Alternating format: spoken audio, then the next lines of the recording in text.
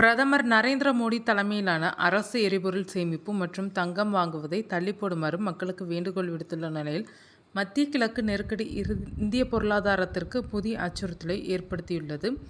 வளைகுடா நாடுகளில் இருந்து வரும் ரெமிட்டன்ஸ், அதாவது வெளிநாடுகளில் இருக்கும் இந்தியர்கள் தாய்நாட்டிற்கு அனுப்பும் டாலர் அல்லது பிற நாட்டு நாணய பணம் பெரிய அளவில் குறையும் அபாயம் உருவாகியுள்ளது. இது இந்தியாவுக்கு பெரும் பாதிப்பை ஏற்படுத்த உள்ளது. இந்தியாவுக்கு வரும் மொத்த ரெமிட்டன்ஸ் வருமானம் 2025 நிதியாண்டில் $135.4 பில்லியன் உயர்ந்துள்ளது. உலகில் அதிக ரெமிட்டன்ஸ் பெறும் நாடு இந்தியாதான். இதில் வளைகுடா நாடுகளான சவுதி அரேபியா, ஐக்கிய அரபு அமீரகம், குவைத், கத்தார், ஓமன் ஆகியவற்றில் இருந்து வரும் பணம் மொத்த ரெமிட்டன்ஸ் தொகையில் சுமார் 28 முதல் 30% வரை உள்ளது. இது தோராயமாக 38 முதல் 40 பில்லியன் அளவுக்கு இருக்கும். முன்பு வளைகுடா நாடுகளின் பங்கு 40 முதல் 50% இருந்தாலும், அமெரிக்கா உள்ளிட்ட வளர்ந்த நாடுகளில் இருந்து வரும் பணம் அதிகரித்தால் இப்போது சற்று குறைந்துள்ளது. இருப்பினும் இந்த 40 பில்லியன் இந்தியாவின் தற்போதைய கணக்கு பற்றாக்குறையை சமாளிக்கும் முக்கிய ஆதாரமாக உள்ளது. இந்தியாவின் அந்நிய செலவாணி கையிருப்பில் ரெமிட்டன்ஸ் தொகை மிகவும் முக்கிய பங்கு வகிக்கிறது. மேற்கு ஆசியாவில் தொடரும் அமெரிக்கா, இஸ்ரேல், ஈரான் மோதல் காரணமாக ஹார்முஸ் நீரிணை போக்குவரத்து கடுமையாக பாதிக்கப்பட்டுள்ளது.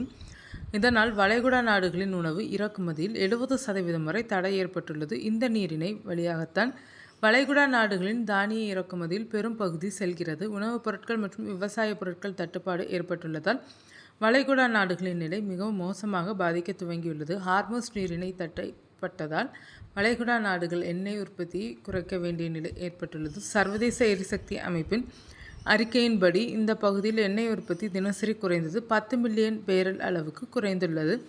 சவுதி அரேபியா, ஐக்கிய அரபு அமீரகம், ஈராக், குவைத் உள்ளிட்ட நாடுகள் தங்கள் உற்பத்தியை நிறுத்த வேண்டிய கட்டாயத்தில் உள்ளனர். சேமிப்பு தொட்டிகள் நிரம்பியதால் இந்த நடவடிக்கை எடுக்கப்பட்டுள்ளது. இந்த சரிவு வளைகுடா நாடுகளின் வருவாயை பெரிதும் பாதிக்கும். ஈரான் ட்ரோன்கள் மூலம் குவைத் மற்றும் ஐக்கிய அரபு அமீரகத்தில் உள்ள நீர் மற்றும் மின்சார உள்கட்டமைப்பின் மீது தாக்குதல் செய்த காரணத்தால் இதில் பெரும் பாதிப்பு ஏற்பட்டுள்ளது. சேதம் மிக குறைவாகவே இருந்தாலும் வளைகுடா நாடுகள் குடிநீருக்கு சுமார் 90% டெசாலினேஷன் மூலம் பெற்று வரும் காரணத்தால் இதில் சிறிய பாதிப்பு ஏற்பட்டாலும் பெரும் பாதிப்பு ஏற்படும் நிலை உருவாகும்.